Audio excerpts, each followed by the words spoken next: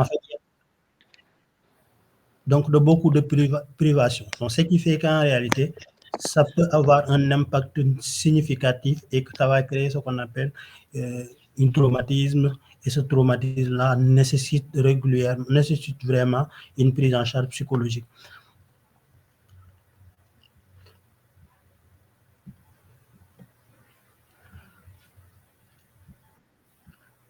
Alors, est-ce que vous m'entendez bien, Fatou? Oui, on entend bien.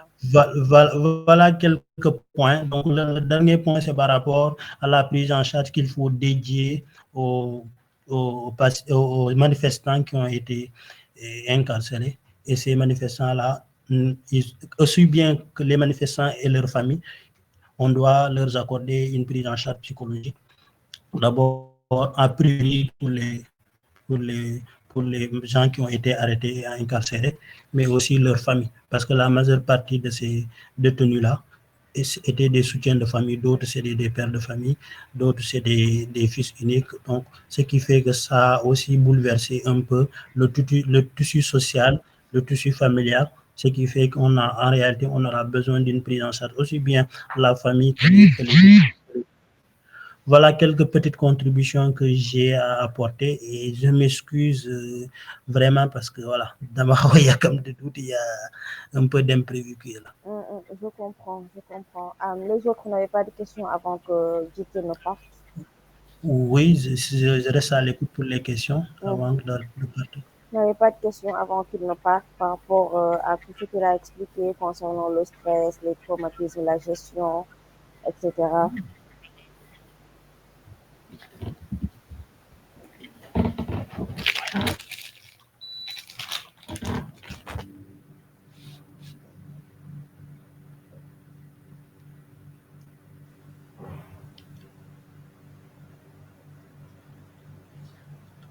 Alors, donc, s'il n'y a pas de questions, je vais devoir vous laisser. D'accord. Peut-être vous écouter entre-temps s'il y a des interventions Mhm. sur lesquelles je peux participer. Je n'hésiterai pas à Mhm. lever la main.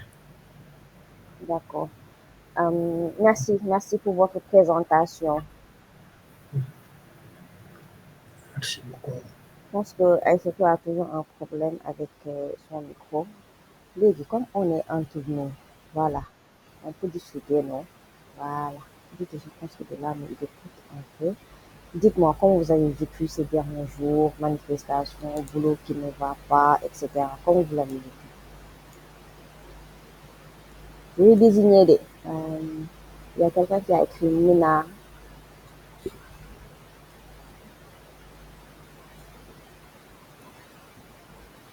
Mina, tu nous entends?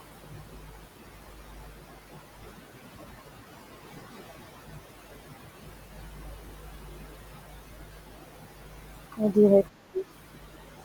Oui, Jenna, bah vas-y.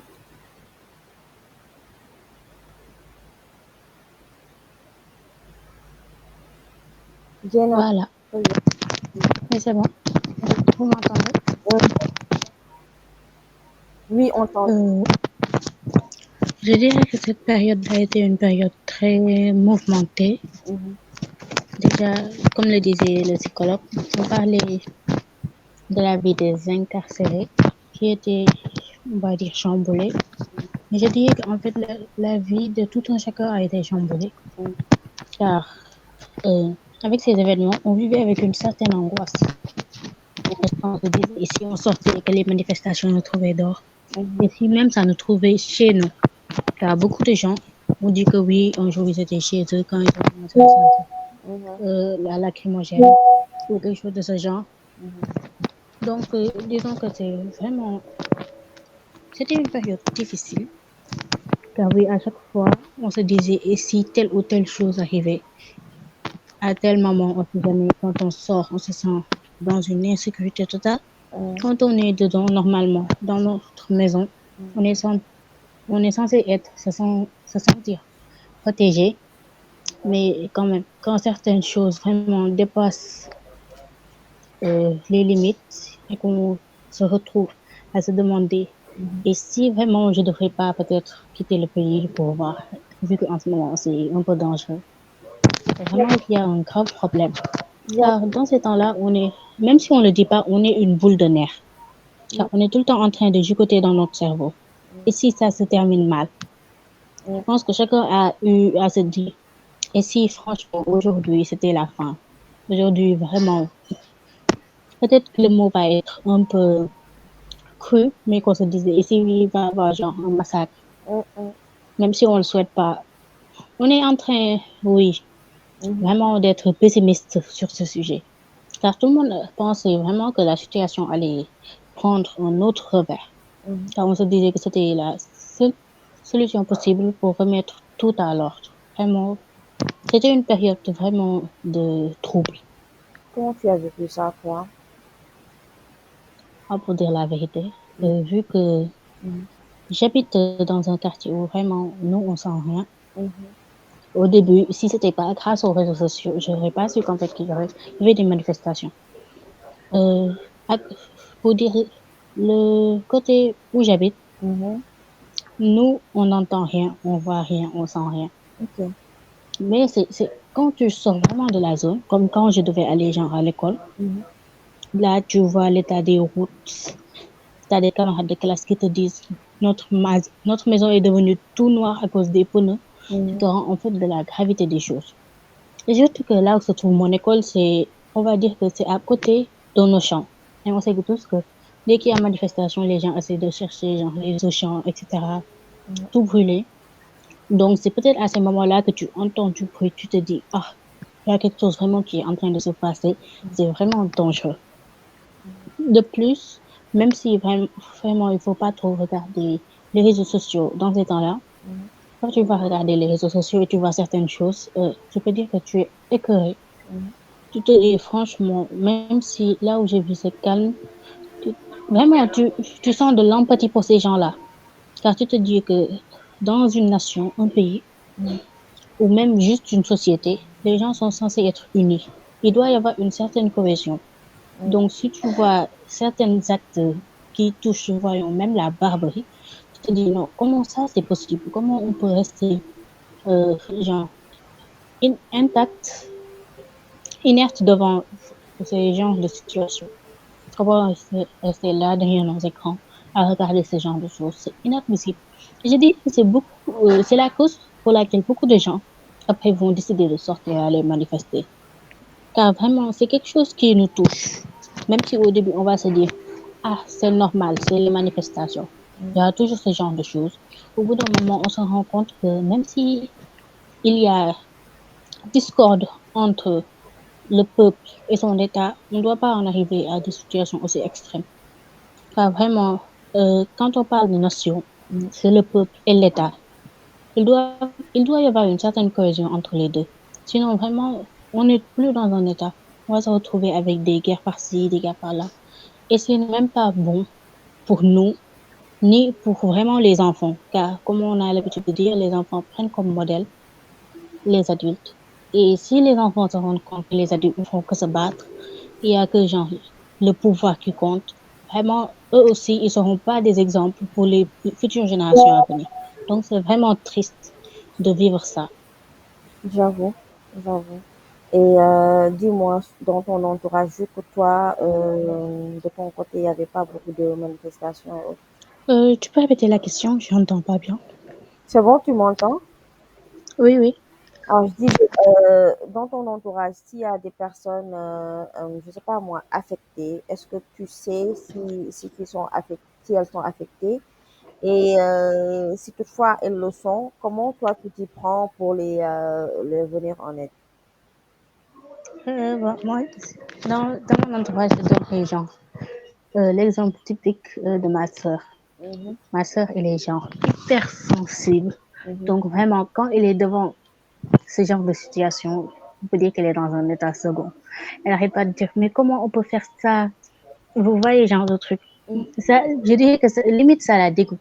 mhm, Euh, Même si vraiment ça fait du mal à tout, elle, comme je disais, vu qu'elle est genre hypersensible, recevoir ce genre de choses, je dirais que ça, bon, peut-être que dire que ça la traumatise, c'est un peu haut, mhm, mais ça l'affecte vraiment.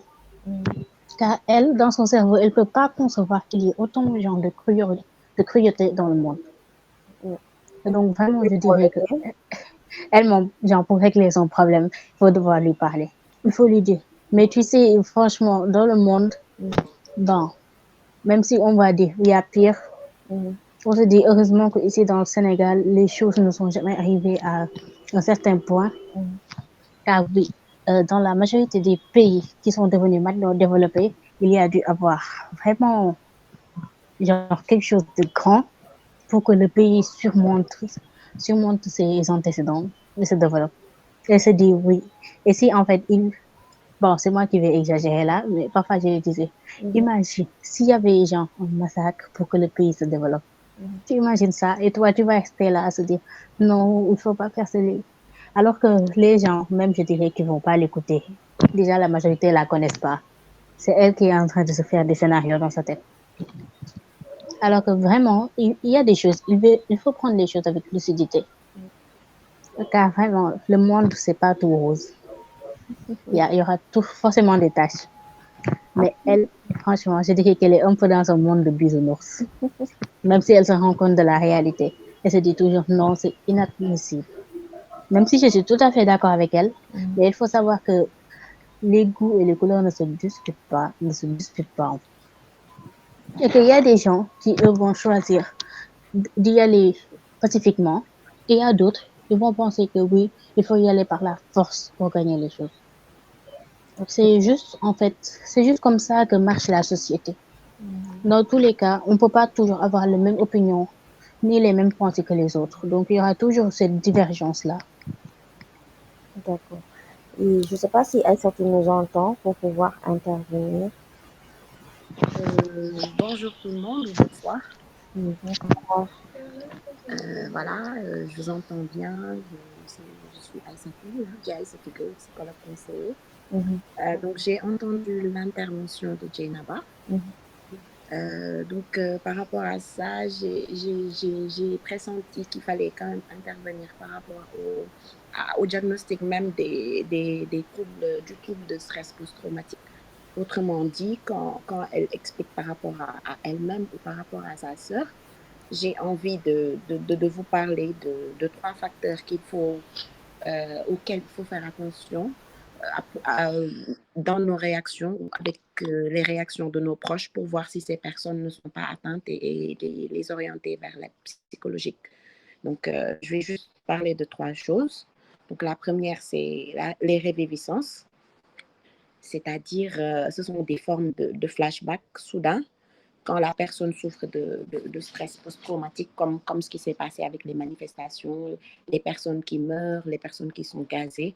Par exemple, la personne peut tout le temps avoir des flashbacks par rapport à ce qui s'est passé, avoir des souvenirs, d'accord, de la scène, ou bien revoir si on a soi-même été agressé lors des manifestations, revoir son agresseur, ou bien avoir dans sa tête des images qui reviennent sans qu'on soit prête, d'accord, ou prêt. Et on peut carrément même faire des cauchemars, avoir des tachycardies, une accélération du cœur. Quand la personne vous dit qu'à chaque fois qu'elle repense à ça, son cœur s'accélère ou bien elle n'arrive pas à dépasser ce qui se passe, elle pense tout le temps à ça. Donc, c'est un facteur qui peut être pris en charge et noté pour aider la personne à ce qu'elle ne soit pas installée dans le syndrome de stress post-traumatique. Le deuxième élément, c'est l'évitement. D'accord, l'évitement des pensées. Ça consiste en éviter des discussions ou des personnes qui sont en rapport avec ce qui s'est passé. Je parle ici des manifestations. On se met carrément à zapper, d'accord? On se met carrément à zapper ce qui... Aïssatou, rallume ton micro, s'il te plaît. J'ai coupé le micro.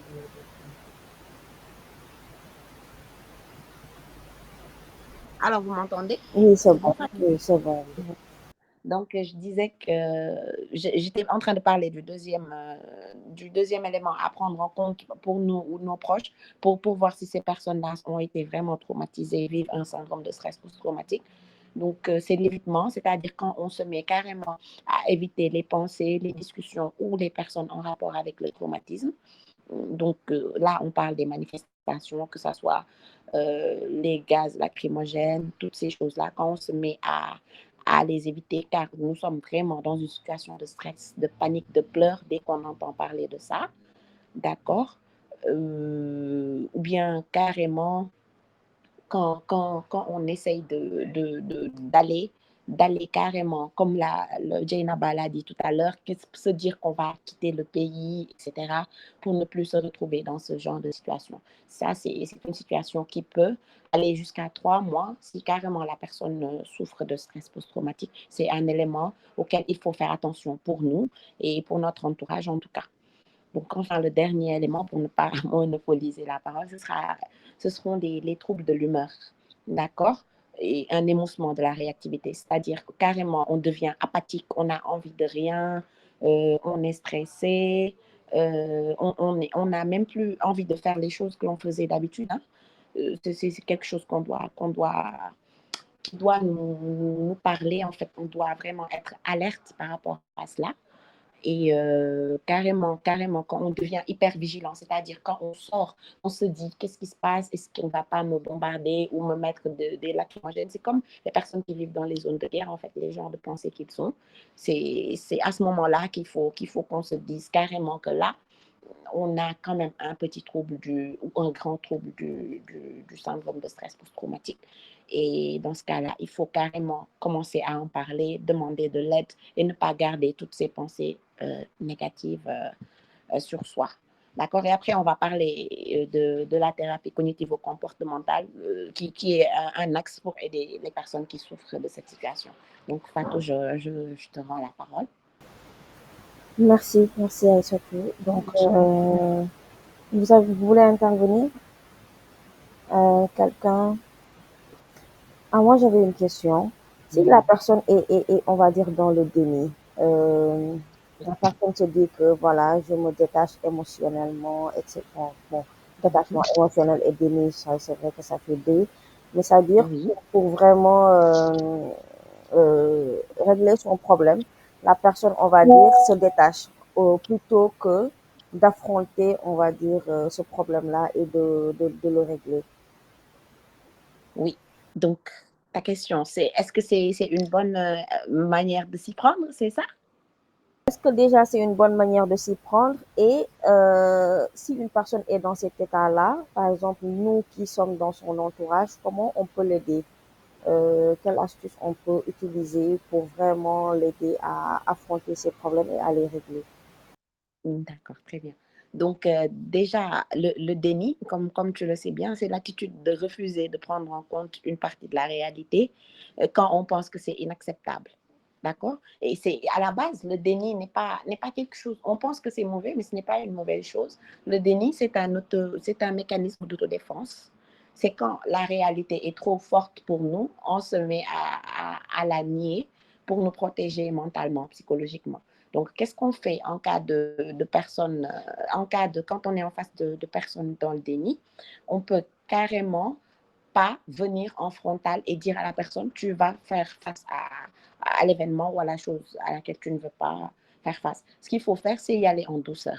C'est-à-dire, si la personne vit carrément dans le déni, amener cette personne déjà à se rendre compte de la réalité en posant le sujet en douceur. Parce que souvent dans notre société, on se permet toujours de dire, moi,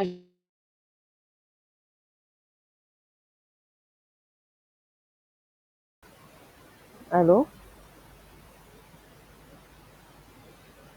Allô?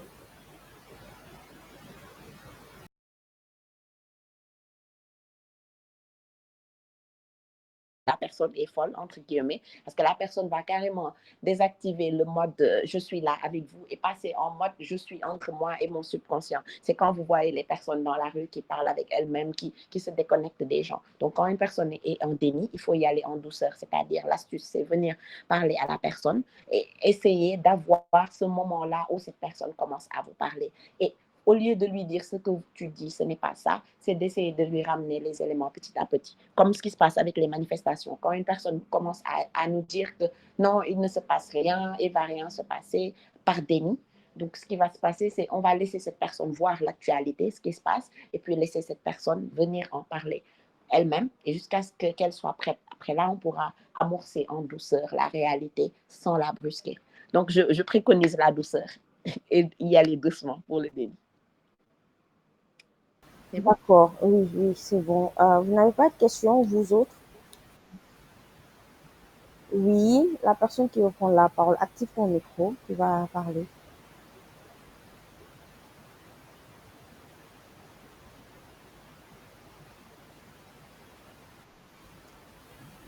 Oui, active ton micro, je ne peux pas savoir qui c'est. Active ton micro.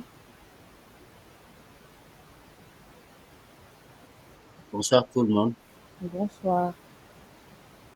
c'est Elhaj Mansour encore. Ah, et la fin souvent. Bon, je suis là, voilà, je suis un peu venu en retard, mais j'ai suivi donc l'intervention donc du psychologue, M. Djité, voilà, ainsi que voilà donc le psychologue, la psychologue conseiller qui parlait tout à l'heure. Bon, ma question c'était par rapport au développement personnel. Donc pour ces genres de cas, pour ces genres de cas, est-il possible d'utiliser l'intelligence émotionnelle pour le cas de déni, des personnes qui sont atteintes de déni? Voilà, merci. Merci, Mansour. Aïssatou?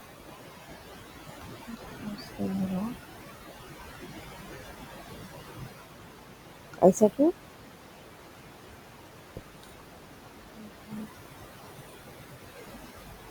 Ah, c'est bon, vous m'entendez? Oui, oui, oui, là, on t'entend. D'accord. Donc, si j'ai bien compris la question de Elhaj Mansour, c'est s'il demandait s'il était possible d'utiliser l'intelligence émotionnelle C'est pour ça, faire face au déni. c'est C'est ça. ça? Oui. D'accord. Donc, je ne sais pas s'il pourrait reprendre la parole pour nous préciser de quelle partie de l'intelligence émotionnelle il fait référence. S'il veut parler du déni émotionnel, je n'ai pas bien saisi sa question. Mansour, tu peux reprendre, repréciser ta question, s'il te plaît?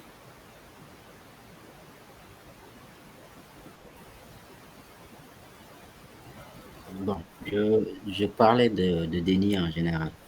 D'accord. Voilà, donc, comme vous l'avez dit tout à l'heure, Mhm. le déni, c'est la personne qui n'accepte pas ce qui lui arrive. C'est ça. Exactement, exactement. Ou une situation Voilà, mais en général. pour faire accepter, bon, c'est juste rendre conscience cette personne, donc ce Mhm. qui lui arrive.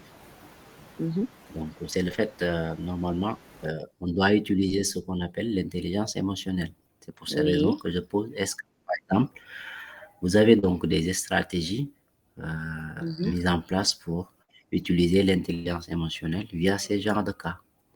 Et comment vous le faites? Voilà, parce que la dame Mhm. qui a parlé tout à l'heure, Mhm. voilà, donc a parlé, donc par exemple, si on retrouve ces genres de cas dans nos quartiers, comment on pourrait donc aider ces genres de personnes volontairement? Parce que si on n'aide pas ces genres de personnes, voilà, une non-assistance. Ça peut être une non-assistance et ça peut être un danger aussi. Et Oui. voilà, donc si on peut prévoir à l'avance avec ça aussi. Voilà, c'était juste ça. D'accord, d'accord. Donc là, Ça peut être une suggestion, ça peut être une contribution, ça peut être une question. d'accord, d'accord. C'est très intéressant l'axe que vous avez abordé par rapport à cette situation de déni, bien sûr. Donc, si on perçoit l'intelligence émotionnelle comme étant la capacité pour une personne à percevoir, comprendre, exprimer une émotion ou bien ses émotions et pouvoir décoder, bien entendu, l'émotion chez les autres et à se mettre en mode empathie. Donc, l'intelligence émotionnelle va être utilisée effectivement à tout point de vue. Déjà, soi-même, notre intelligence personnelle va nous aider à percevoir en instaurant une discussion apaisée, une discussion non frontale, encore une fois, avec la personne dans le déni. Cela peut nous permettre à voir quels sont les éléments avec lesquels nous pouvons, on va dire, mettre l'étincelle ou bien activer le contact comme une lampe, la matière qui va nous permettre de nous connecter avec cette personne-là afin de la ramener petit à petit à la réalité. Mais encore une fois, cette intelligence émotionnelle doit être utilisée avec douceur face à une personne qui est dans le déni. Donc, c'est une approche qu'il faut essayer d'explorer, mais en douceur. J'espère que ça répond à votre question.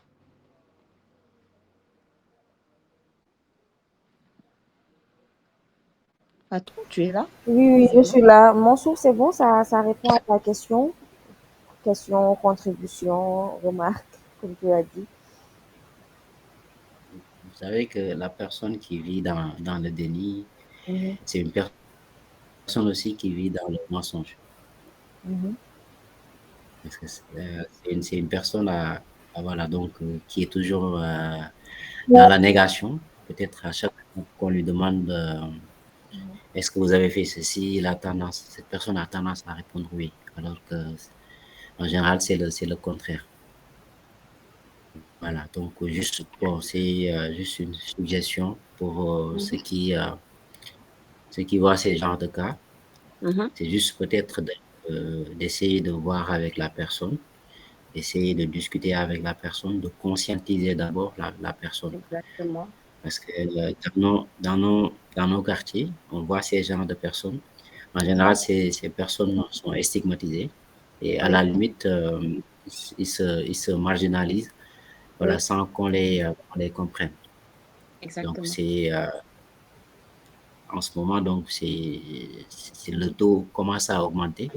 On en voit tout le temps. Même, on voit déjà, même être au volant, tu peux même voir une personne qui traverse donc une rue. Pourtant, voilà, donc tu as tendance à savoir que cette personne n'est pas là. Voilà, Être donc absente, en fait. en général, à être absente, voilà, donc la conscientisation devient nécessaire, voire même donc si on peut orienter donc la personne. Moi, je dis toujours que vous avez donc une mission à essayer donc parce que en général, au Sénégal, on voit donc des structures éléphants blancs, c'est-à-dire des structures vides, donc des maisons de femmes qui ne sont pas occupées. Il y a des centres d'orientation pour ces genres de cas qui ne sont pas utilisés. Là où je suis, j'habite à Malika, donc il y a une maison de la femme, il y a aussi voilà, un foyer de jeunes. Mais là, donc, les bureaux sont là, mais il n'y a personne qui les occupe. Et à chaque fois que vous voulez les approcher, donc voilà, donc c'est un peu difficile au Sénégal, c'est des postes de politique, des gens qui sont là-bas, qui ne savent pas ce qui se passe.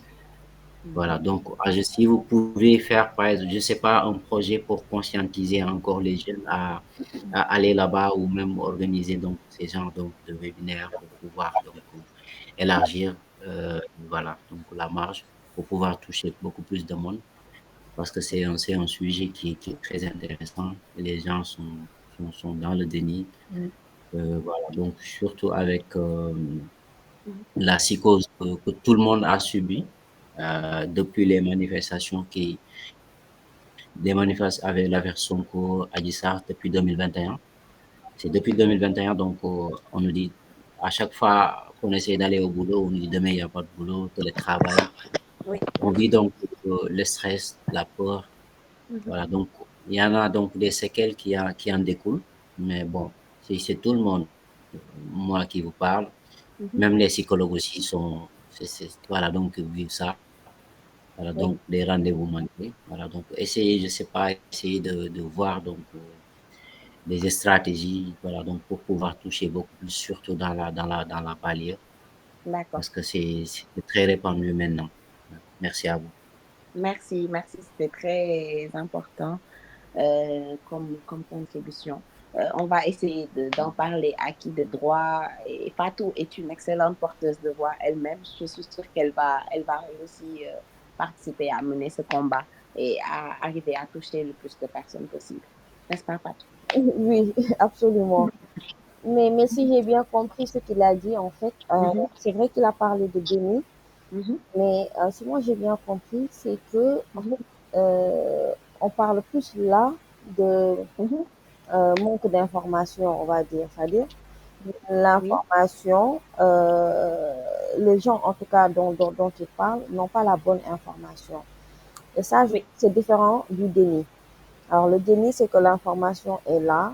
Aujourd'hui, on nous dit qu'il y a des manifestations au Sénégal, il y a des gens qui meurent, il y a des gens qui sont stressés, qui n'arrivent pas parfois même à se lever pour aller au travail parce qu'on ne connaît pas ça. On n'a pas l'habitude de vivre ça. On est un pays plutôt stable. Donc, si un beau jour, on se réveille pour nous dire, voilà, maintenant, restez chez vous, ne sortez pas, on vous enferme en quelque sorte. Vous n'avez pas le droit d'utiliser, par exemple, Internet. Les droits qu'on avait depuis notre naissance et qui nous semblaient être acquis nous sont pris, on va dire. Là, si une personne est en face de toutes ces situations-là et qu'elle ne l'accepte pas, ça, on va parler de déni. C'est pas la même chose que la personne, par exemple, disons, qui se trouve au fin fond du Sénégal, qui n'a jamais utilisé Internet, qui ne s'est jamais intéressé, on va dire, à la situation du pays. Et comme par exemple, je pense que là-bas, on a parlé tout à l'heure, il y a des quartiers où il ne se passe absolument rien. Si la personne ne sort pas pour aller au bureau, pour aller à l'école, elle ne saura pas ce qui se passe. Cette personne-là, si elle n'est pas sur les réseaux sociaux et qu'on lui dise que voilà, le Sénégal est en train de brûler, il y a des manifestations, la personne peut ne pas y croire, mais c'est pas un déni dans cette situation-là, c'est un manque d'information. La personne ne sait pas ce qui se passe.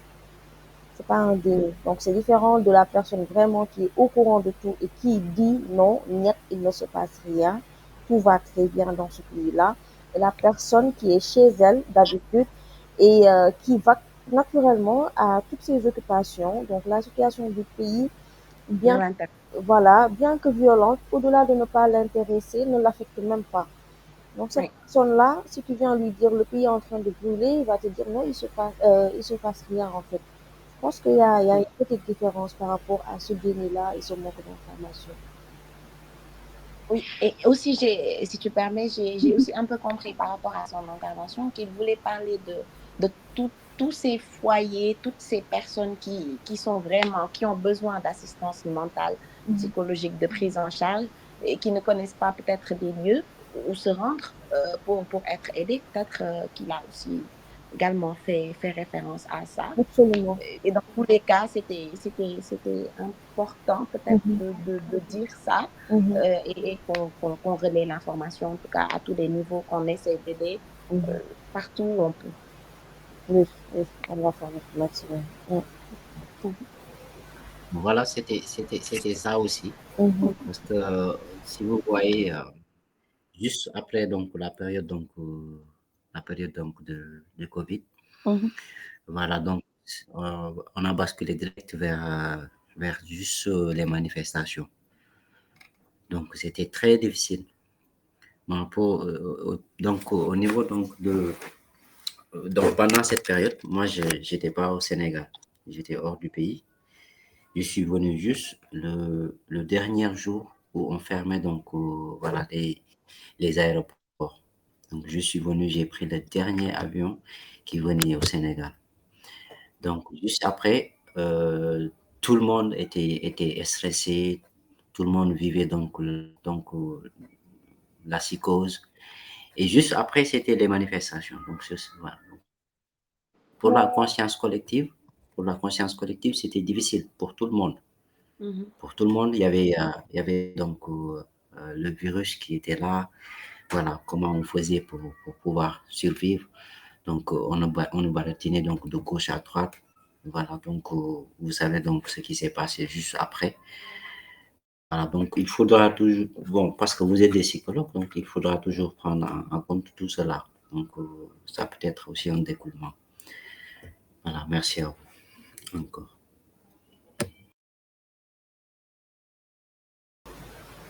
Merci Mansour. Quelqu'un d'autre n'a pas de questions?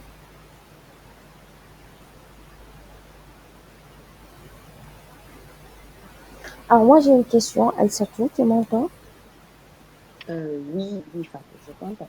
Voilà. Donc, je parle même par rapport, par exemple, au fait que euh, il y a des personnes, on va dire, physiquement, par exemple, non, enfin, pas physiquement, mais en tout cas, ce sont leurs entourages qui sont touchés.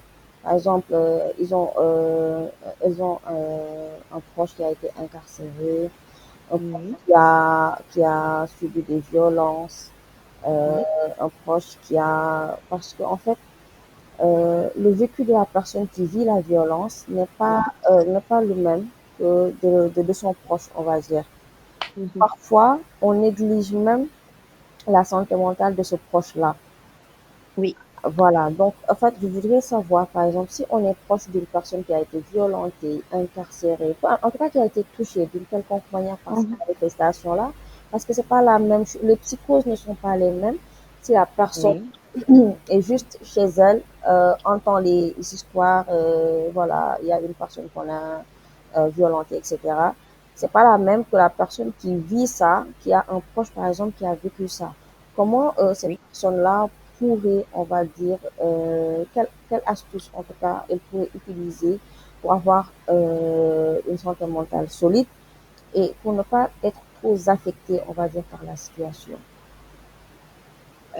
D'accord. Donc, si je comprends bien, Mhm, mhm, tu parles des situations dans lesquelles la personne qui vit le traumatisme n'est pas la victime, mhm. mais c'est une proche de la victime C'est de ça, l'événement qui est traumatisée. c'est ça, c'est ça. D'accord. Donc, à ce niveau-là, qu'est-ce qu'il faut faire pour aider, pour que la personne qui est un parent de la victime soit renforcée, ou bien comment la, la, le parent de la victime doit aider la victime. Si je ne sais pas, tu parles Non, non, de non, je la ne parle pas victime. de la victime, je parle carrément du proche. Comment on peut aider le proche à aller mieux?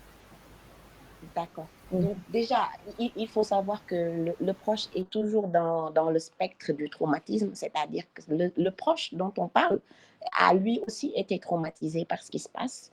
D'accord. Donc déjà, face à une situation à laquelle on a tout essayé, on ne peut rien faire. Souvent, les familles de victimes que j'ai côtoyées, souvent ont cette tendance-là à être dans l'adversité, c'est-à-dire à carrément poser des actes. Je ne veux pas verser dans le discours politique, mais ces personnes-là ont tendance à faire front, c'est-à-dire à soit euh, carrément s'opposer, c'est une manière de résister, d'accord, de rester fort, carrément, ils se posent en guerre, ils sont en guerre carrément contre les personnes qui ont fait du mal à leur famille.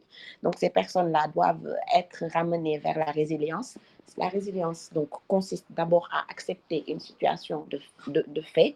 Cette situation-là à laquelle on ne peut pas grand-chose ou on peut difficilement changer des choses, accepter cette situation, savoir que c'est une situation qui n'est pas de notre fait, c'est-à-dire que l'on n'est pas coupable ou responsable, et encore une fois, savoir que ces personnes-là, les parents des victimes ont le droit d'aller mal, ont le droit de pleurer, ont le droit d'accepter que cette situation est tout simplement insoutenable, les pousser à sortir tout ce qui leur fait mal, avec des mots ou avec d'autres formes de thérapie, l'art-thérapie, etc.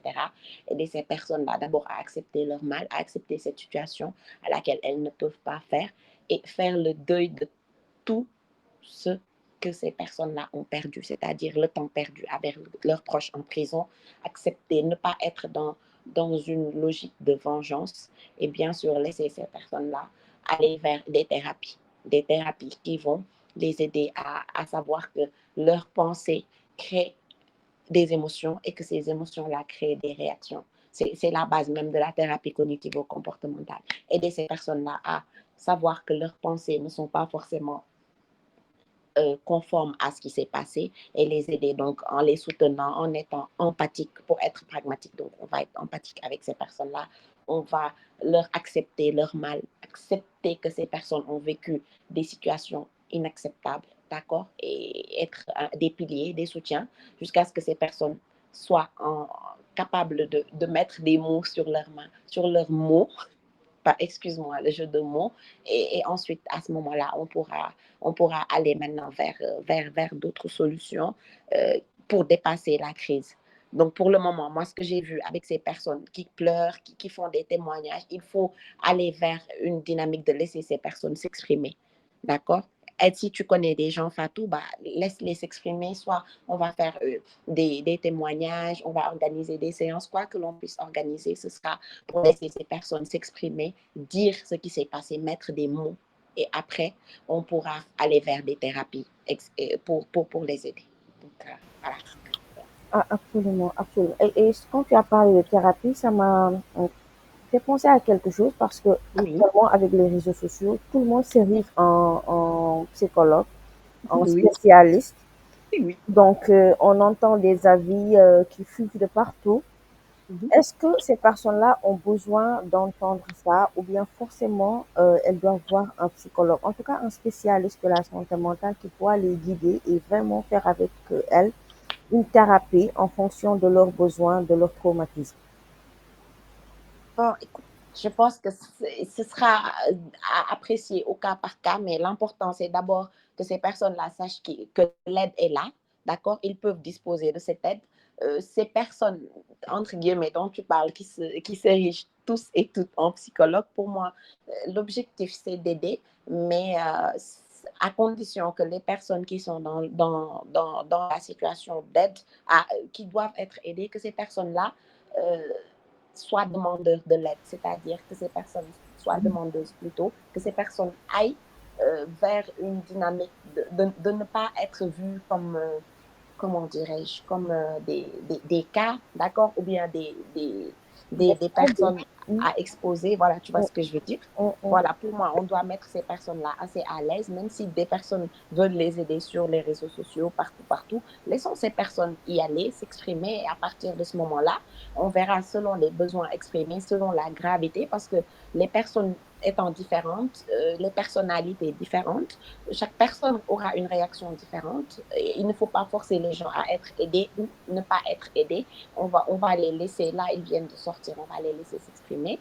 Et je pense qu'on devra, chacun de notre côté, essayer de les aider selon la demande. Je ne sais pas si tu vois ce que je veux dire, selon la spécificité de la demande. Je comprends parfaitement. Voilà. Je comprends Voilà. parfaitement. Juste que j'ai un problème avec le fait que Mhm. beaucoup de personnes puissent intervenir dans ce Oui. processus de guérison-là. Parce que si moi je ne m'y connais pas en santé mentale, Mhm. j'ai juste ma bonne foi, on va dire, en tout cas, et le sentiment d'aider.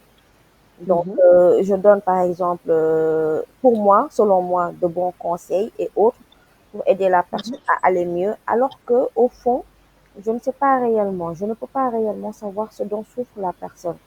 Oui. Tu Donc, parles du diagnostic, c'est ça? oui, je parle de tout ce qui est lié, on va dire, à la thérapie psychologique, donc diagnostic, consultation, etc.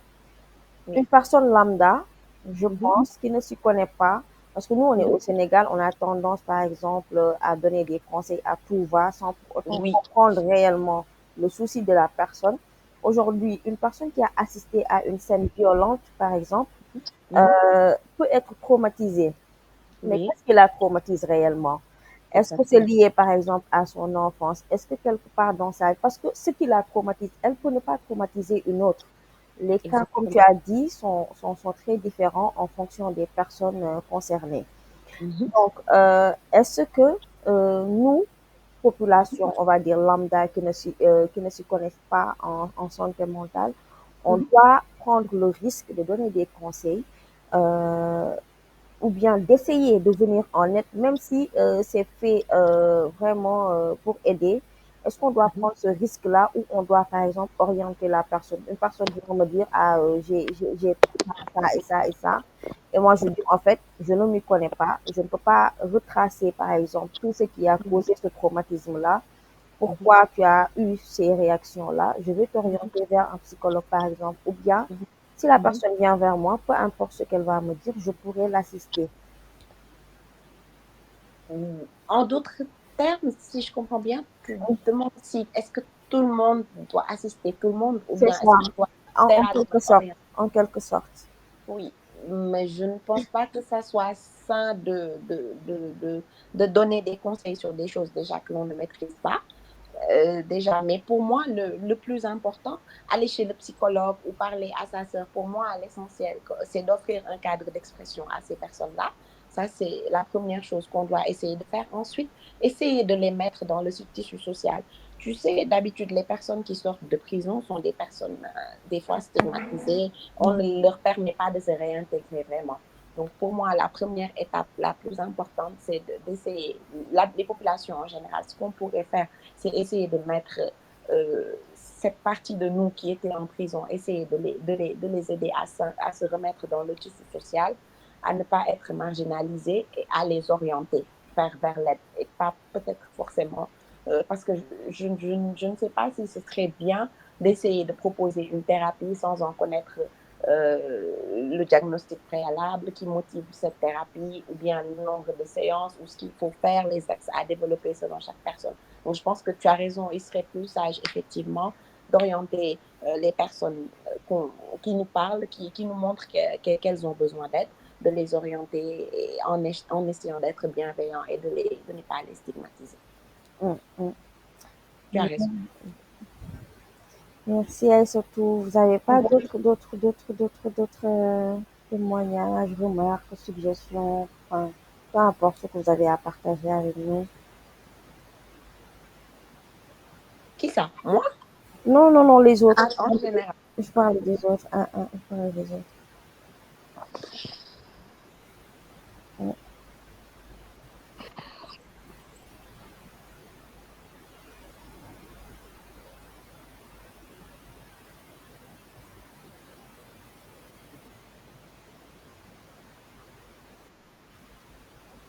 Oui, Maguette, vas-y.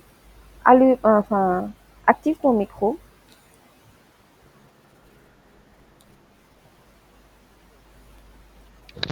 Bonjour à bonsoir à tous. Bonsoir. Vous m'entendez? Oui, on t'entend.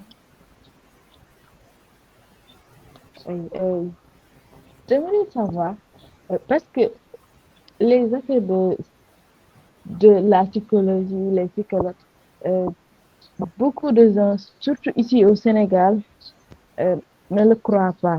Sincèrement, il y a beaucoup de familles. Même, ils peuvent te traumatiser. Tu peux avoir des traumatismes, mais quand tu parles de la psychologie ou tu vas aller voir un psychologue, ils vont penser que tu es fou, tu es folle. Donc, comment les faire comprendre que on a besoin, la santé, ce n'est pas seulement le corps ou ressentir une douleur quelque part, non, mais ça peut être mental.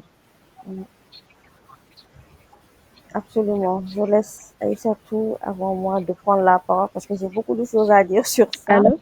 Oui, je t'entends. Je laisse surtout développer. Vas-y, Fatou, j'aimerais en apprendre sur ce que tu as à dire. Je t'écoute. Vas-y. Moi, j'ai toujours beaucoup de choses à dire par rapport à ça, hein, parce que ça fait partie même, on va dire, des missions principales de... Vous m'entendez? Oui. Maguette, nous, on t'entend. Toi, tu nous entends? Allô? Allô? Oui, moi, je vous entends. Oui, je pense que c'est Maguette qui a du mal Oui, à allô? entendre.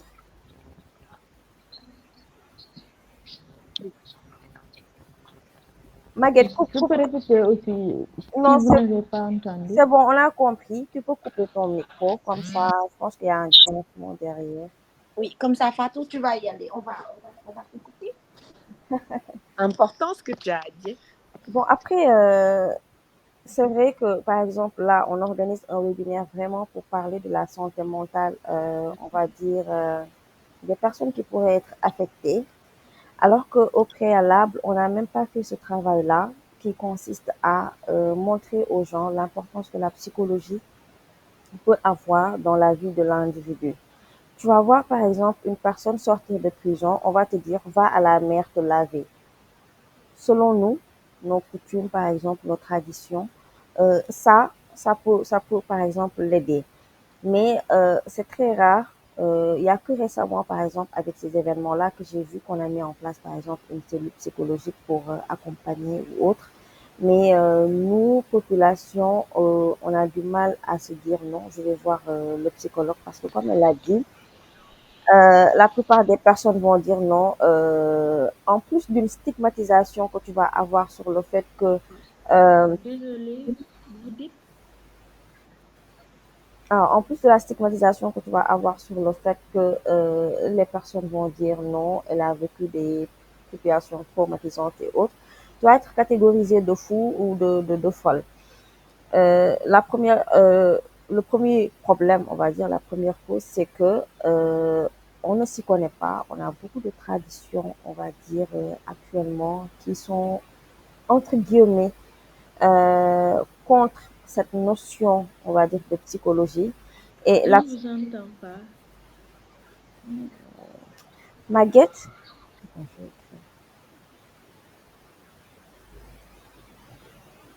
vous m'entendez, vous autres? Allô? J'entends. Allô?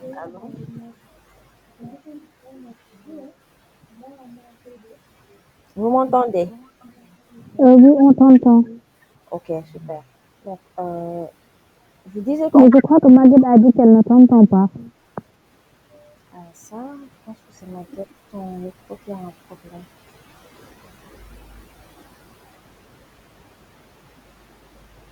Alors, une seconde.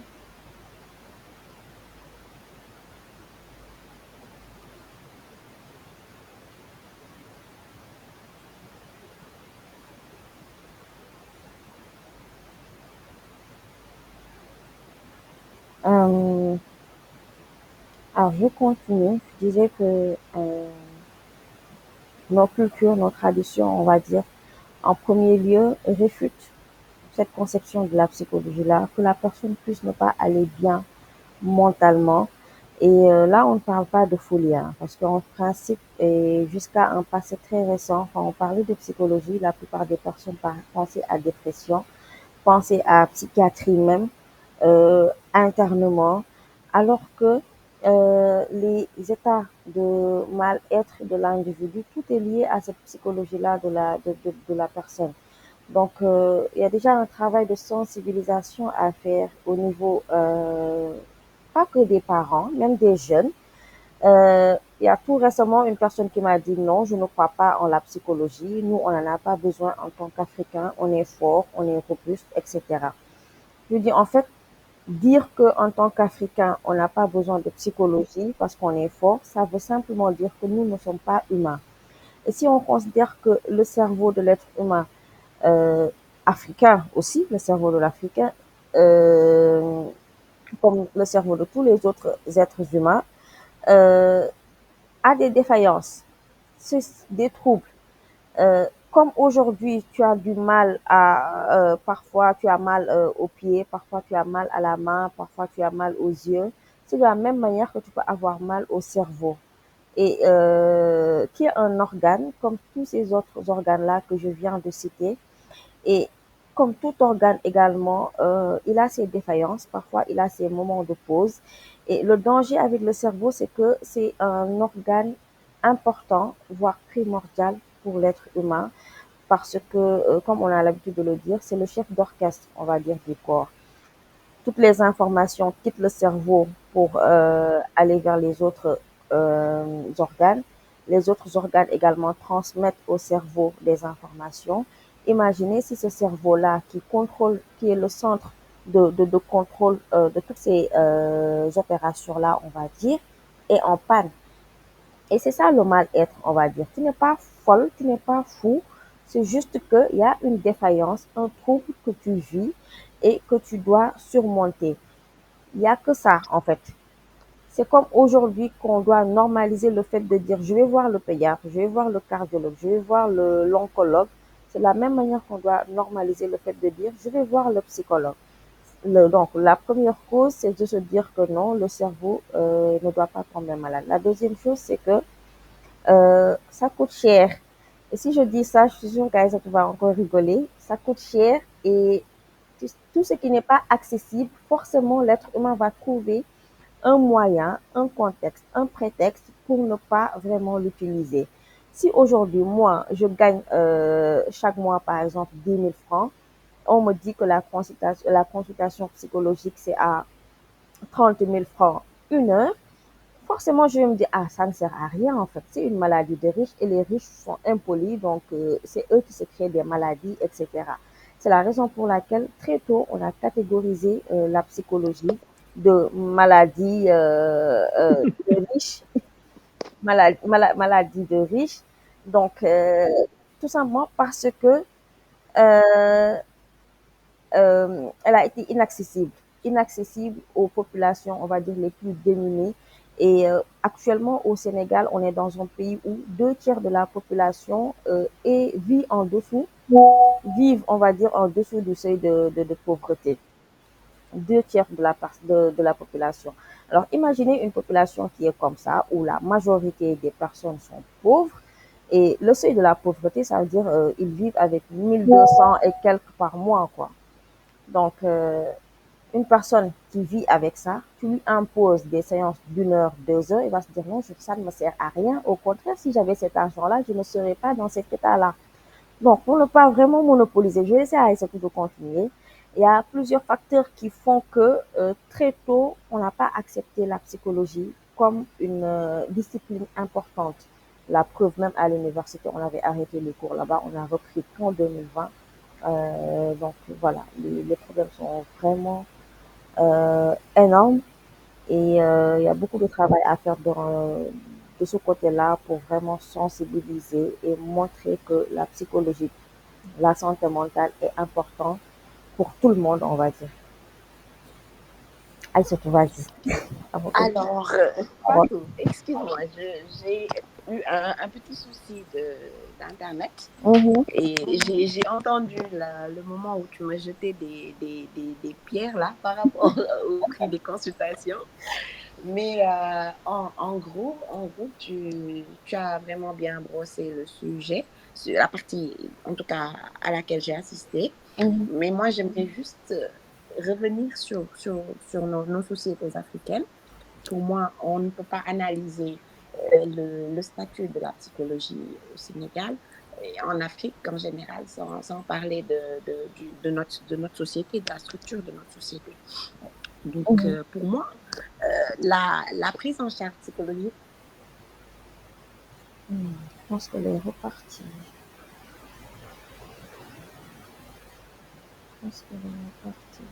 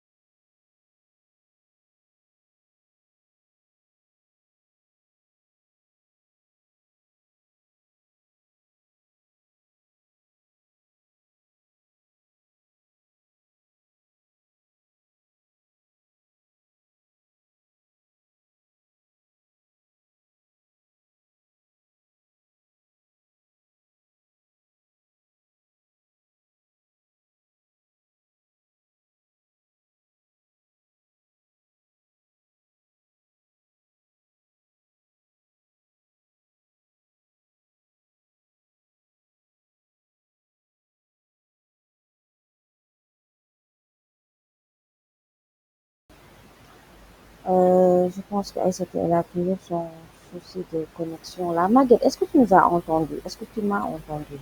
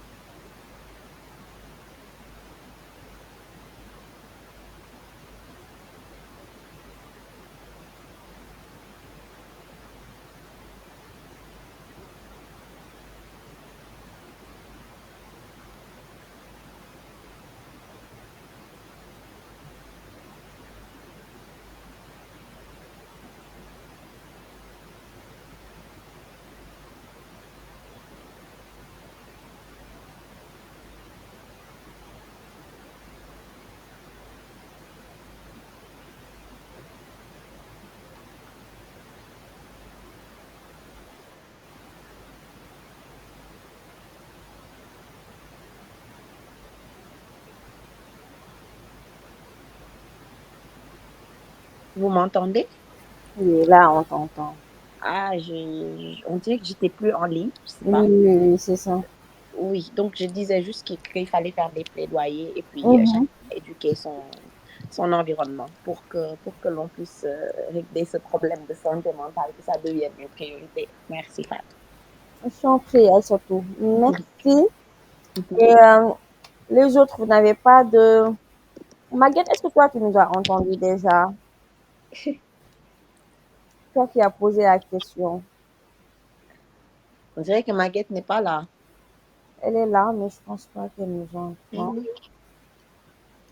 En tout cas, je pense que de toute façon, on est bientôt à la fin parce que Oui, oui. la plateforme dure 2 heures. D'accord. Mais moi, j'aimerais juste, Fatou, s'il te plaît, Oui, oui, parler de la thérapie cognitivo-comportementale, oui, Fatou, oui, si tu bien permets. sûr, bien C'est sûr. important en ces temps de crise de savoir que souvent, nous avons des pensées qui ne sont pas forcément vraies. Ces pensées créent des émotions et ces émotions nous font réagir. Mhm. Et pour moi, on doit faire attention à préserver nos pensées, c'est-à-dire à avoir des pensées saines, des pensées objectives, des pensées positives. Comme ça, nous aurons des réactions, des émotions positives et des réactions positives. C'est essentiellement sur ça qu'on travaille en séance de comportement, de thérapie cognitive comportementale, donc comportementale plutôt. Donc, pour moi, on doit vraiment si moi je devais vraiment donner un dernier conseil à ces personnes qui ont été traumatisées, c'est de préserver leurs pensées et d'avoir des pensées positives. Qu'on fasse des breaks, qu'on se déconnecte de l'actualité, de tout ce qui se passe et de faire des choses qui nous réjouissent. Autant on a des souvenirs traumatiques, autant on devrait créer des souvenirs positifs, Mhm. positifs Mhm. et qui vont nous permettre de passer à autre chose, de nous recentrer sur l'essentiel.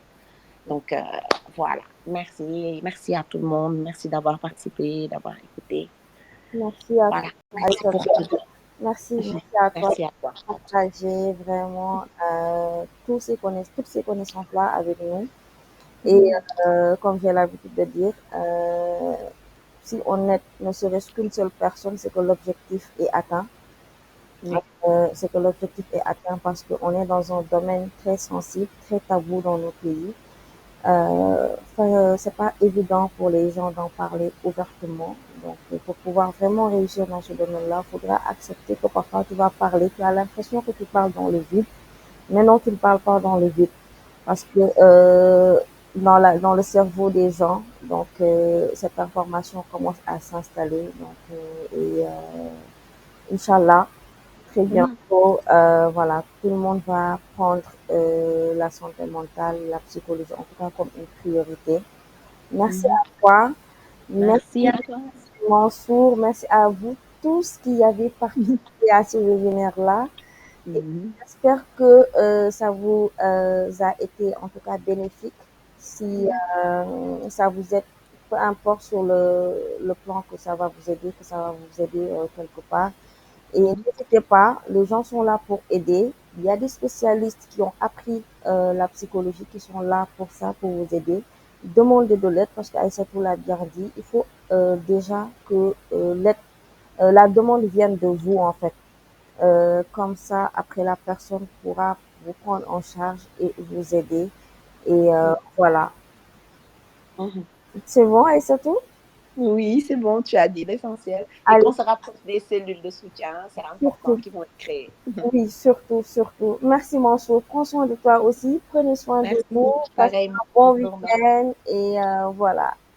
Ciao, ciao. Merci. Allez, merci à tout le monde. Bye. Ouais.